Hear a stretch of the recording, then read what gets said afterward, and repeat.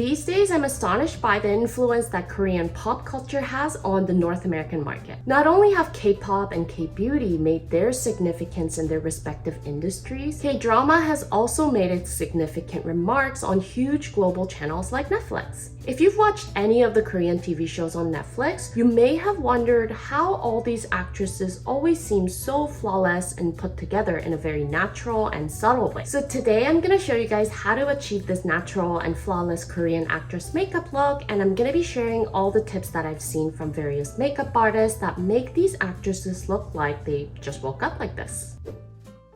Hey everyone! I'm back with another makeup tutorial today on Korean actress makeup look. I follow a lot of Korean beauty channels on YouTube for inspiration, and one of the YouTubers that I'm subscribed to actually goes around to different celebrity makeup artists in Korea and gets makeovers done by them. And I thought it'd be fun to recreate some of these looks using the products and tools that I have and share the tips that I've seen on how to make your makeup look really natural and flawless without using a ton of products. So I'm gonna start with depuffing my face, which is my first tip. So I bought this tool on Amazon for like $13. I just keep this in the freezer, so any days where I feel like my face is a little puffy or it's really swollen from the night before, I'll just use this for like 5-10 minutes just on my face before I get started with my makeup. That helps with just depuffing everything. So before I apply any makeup, I'm just gonna use some toner and moisturizer on my face.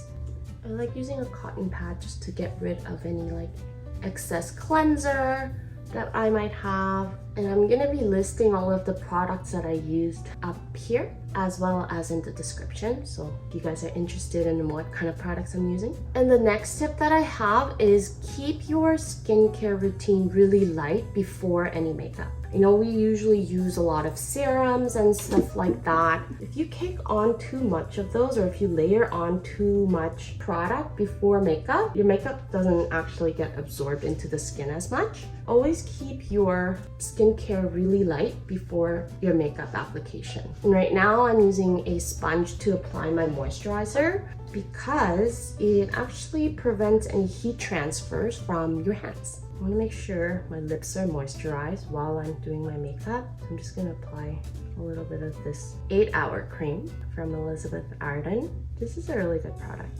It smells really nice too. And then I'm gonna use some sunscreen on top before I apply my makeup. Again, I'm just using a sponge to make sure there's no heat being transferred from my hands to the face. Same thing with the primer. I'm just gonna use a brush to apply the primer on my face just so the heat doesn't get transferred from my hand to the face. Okay, and then with the foundation, I'm mixing a few shades just to match to my skin tone a little bit better. And I've seen a few different ways of doing this. Some makeup artists use a spatula and then spread the foundation in the middle of the face, and then they use a sponge or a puff to blend everything out. Other makeup artists use brush and puff.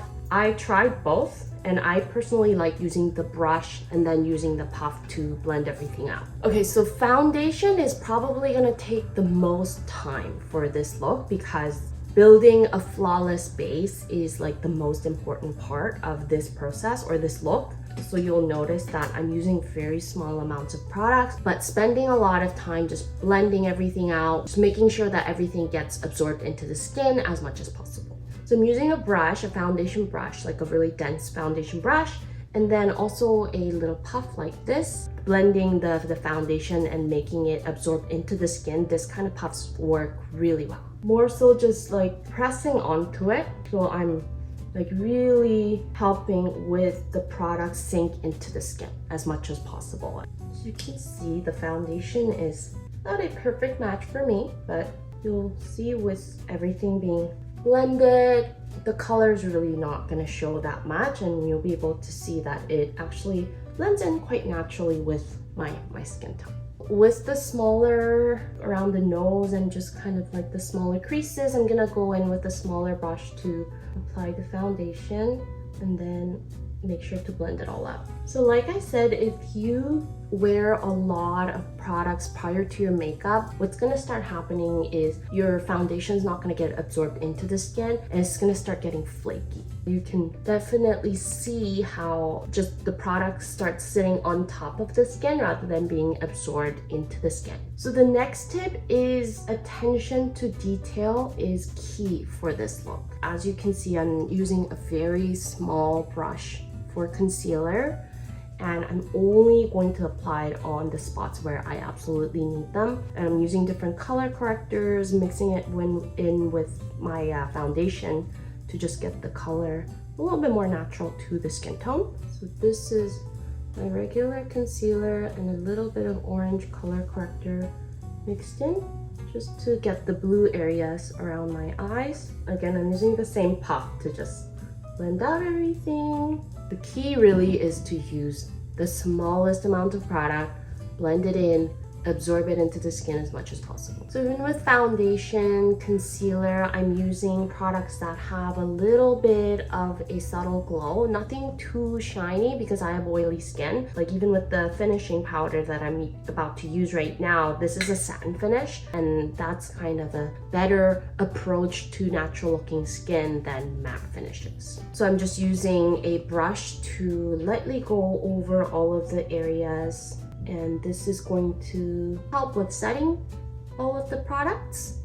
Another thing with this look is that with contour, you want to keep things really, really subtle. With the Asian beauty standards, they don't ever want to make bone structure appear too angular. So instead of contouring your face this way to accentuate your cheekbones and jawline, they kind of just contour on the outer edges very smoothly, so it appears like you have a very smooth bone structure. So because I'm trying to be very subtle, I'm actually going to mix these two colors. This is highlight and that's contour, but I'm gonna mix it to dilute the darkness of the contour color a little bit.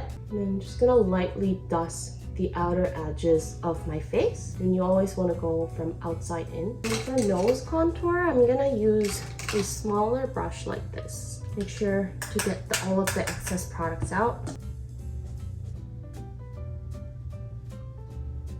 So again, it might not look like I'm doing a lot right now, but you'll notice in the end result the difference.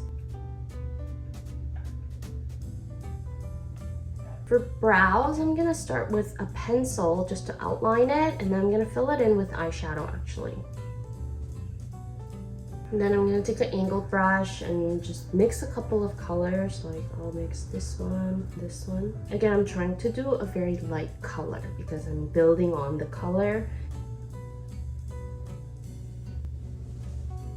I'm gonna use this brown colored brow mascara, and this is gonna help with lightening the overall color of my brows. Some of you guys might know from my other videos that I actually prefer lightening my brows a little bit, and this is a Japanese product and I really, really like it because it's very subtle. So with eyeshadow, I'm gonna mix actually a bunch of colors from these palettes. I'm not gonna go anything too dark because obviously we're going for that subtle look. So I'll probably use some of these colors here, some of these, maybe like a brick color there, but nothing too dark, like none of these colors I'm gonna be using. Yeah, mixing different colors actually creates a really nice look. So don't be afraid to mix different colors and experiment with it. And use the excess along your bottom lash line. Again, with like these actress looks, they're a little bit different from K-pop idol makeup in that everything needs to be very subtle, very natural. So not too much glitter or shine in any of the products that they use.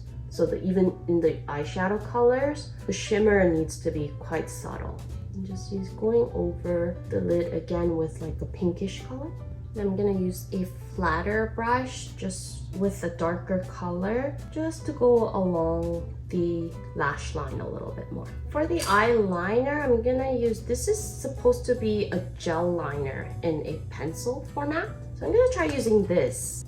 When you're drawing on the gel liner though, again, remember that this look is very natural, so I'm not actually going on top of my lash line. I'm literally just going in between my lashes and sort of filling in that area. And I'm gonna use a very small brush like this to grab a darker colored eyeshadow. Just go over the liner again. So the eyeshadow does two things. It helps the product stay on longer, so the eyeliner, and it also softens the liner a little bit as well. Just going along the bottom lash line with the eyeshadow as well.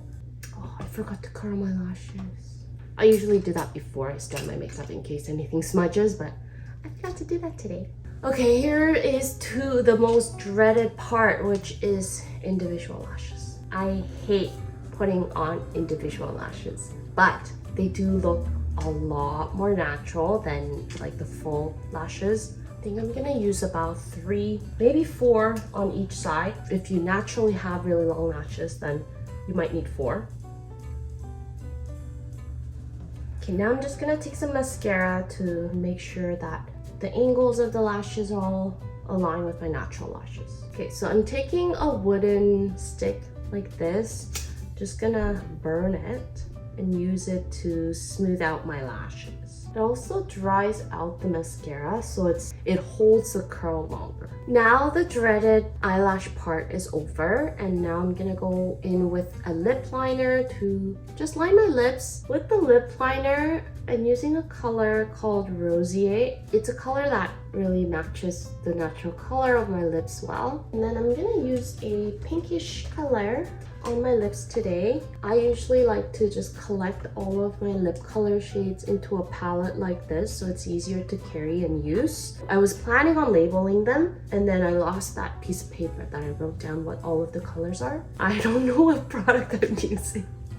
I'm gonna be using this like darkish pink, and I'll mix in a little bit of a lighter pink and this beige. Since I'm mixing 3 different colors, using a lip brush is just easier. For blush, I'm actually using 2 different colors. I'm gonna use this pinkish eyeshadow color just all over, and then I'm gonna go back in with this Blush Baby by MAC. Just concentrate a little more color in the center of my cheeks. Again, we're just going like really soft, right? Like nothing too crazy. That really adds a hint of color on my cheeks, and now I'm gonna go back in with a slightly darker pink. It's more of a muted beige pink, and then just apply that along the centers. Now with the highlighter, instead of using a brush, I'm just gonna use my fingers to grab a little bit of product and apply it on the areas that I need to. So just on my nose, I don't like putting it on the very end of my nose just because I feel like it makes my nose appear longer.